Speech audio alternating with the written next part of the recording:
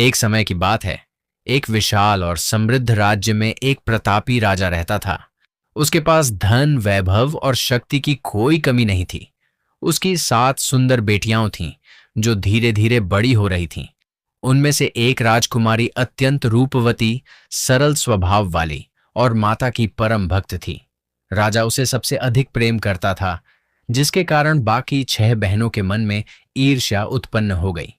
समय बीतता गया और 7 राजकुमारियां विवाह योग्य हो गईं।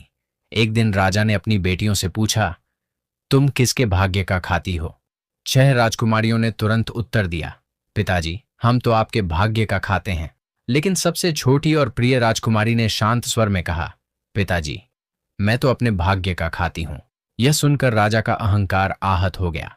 उसे अपनी सत्ता और महत्व पर गर्व था। क्रोधित होकर उसने अपने सैनिकों को आदेश दिया कि किसी गरीब और नीच व्यक्ति को पकड़कर लाया जाए। सैनिक एक साधारण और निर्धन युवक को पकड़कर लाए। राजा ने उसी क्षण अपनी प्रिय बेटी का विवाह उस युवक से कर दिया और कहा, अब जाओ, अपने भाग्य का फल भोगो। राजकुमारी ने बिना किसी विरोध के यह निर्णय स्वीकार किया। वह अपने पति के साथ विनम्रता और धैर्य के साथ जीवन बिताने लगी।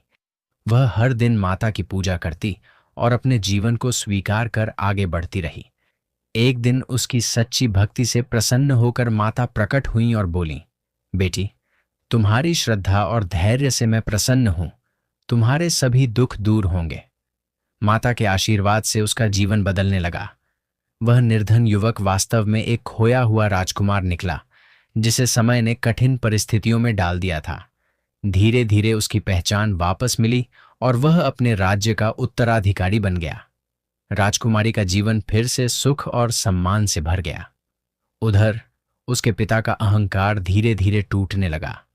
राज्य में विपत्तियां आने लगीं, धन वैभव कम हो गया। राजा को अपनी भूल का एहसास हुआ। एक दिन राजकुमारी अपने पिता से मिलने आई। अपने पिता की दयनीय अवस्था देखकर उसकी आंखों में आंसू आ गए। राजा ने पश्चाताप करते हुए कहा, बेटी, मुझे क्षमा कर दो। मैं अपने अहंकार में अंधा हो गया था। मैंने तुम्हारे साथ अन्याय किया।